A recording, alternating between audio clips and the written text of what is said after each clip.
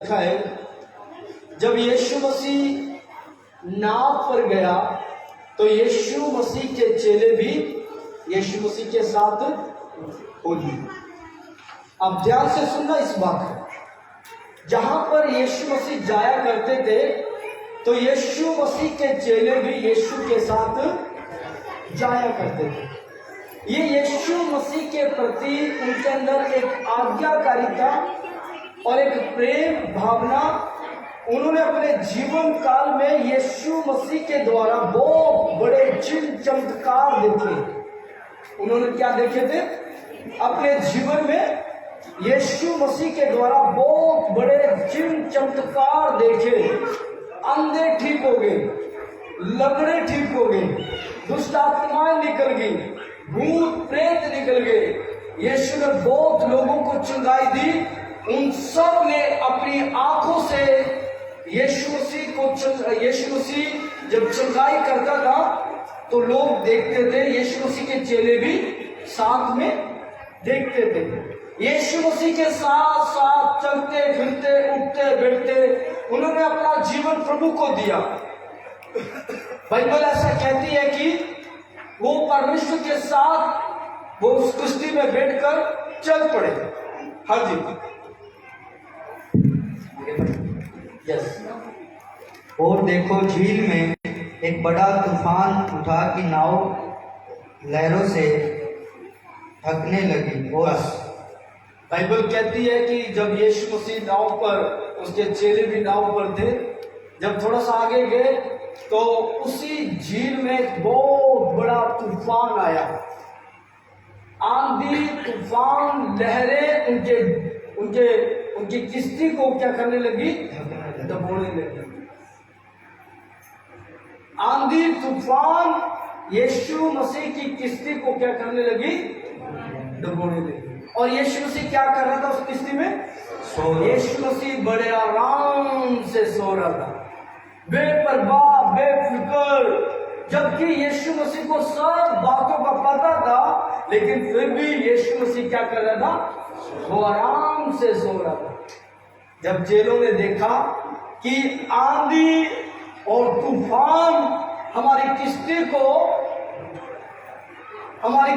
क्या कर रहे? वो डुबो रहे। तो यीशु मसीह के चेलों ने क्या किया? आंधी और तूफानों को देखा। हम अपने जीवन में कई बार ऐसे ही करते हैं। हम अपने साथ परमेश्वर को नहीं देखते, लेकिन आंधी और तूफानों को देखते। ऐसा नहीं होना चाहिए। आप अपने जीवन में कभी भी ऐसा मत सोचे, जब आपके जीवन में आंधी या तूफान या लहरें आपके जीवन में जब आती हैं, तो आप आंधी और तूफानों की तरफ मत देखें। आप सिर्फ यीशु मसीह की तरफ देखें। यही हमारा बचाव का कारण है। उन्होंने आंधी को देखा, उन्होंने तूफानों को देखा, उन्होंने ये देखा कि हमारी किश्ती डूबने वाली है, उन्होंने ये देखा कि हम डूबने वाले हैं। लेकिन उनके साथ कौन था बेटे? सिस्टर, उनके साथ कौन था? उनके साथ परमेश्वर था।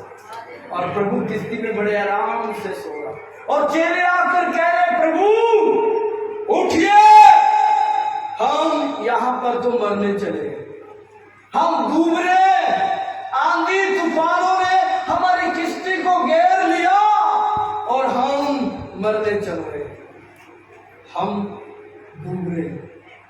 यीशु मसीह को उठाया और यीशु ने क्या किया? आंधी तूफानों को हटा।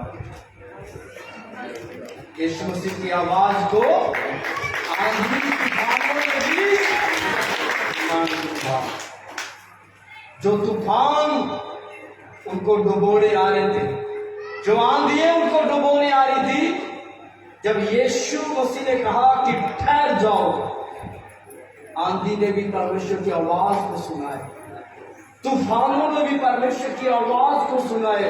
ये है इस्राएल का परमेश्वर यहोवा, जिसके लिए हम यहाँ आज बैठे हैं, जो आंधी और तूफानों को भी डांटने की शक्ति रखता है। अपनी लाइफ में कभी देखा है कोई आंधी तूफानों को डांट दे? कोई सुना है आपने? दुनिया में ऐसा कोई भी पैदा नहीं हुआ जो आंधी और तूफानों को डांट दे। वो डांटने वाला कौन है? आपका परमेश्वर।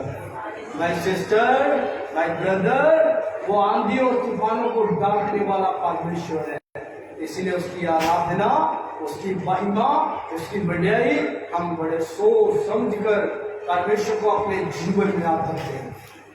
परमेश्वर को क्या करें? अपने जीवन में आदर दें।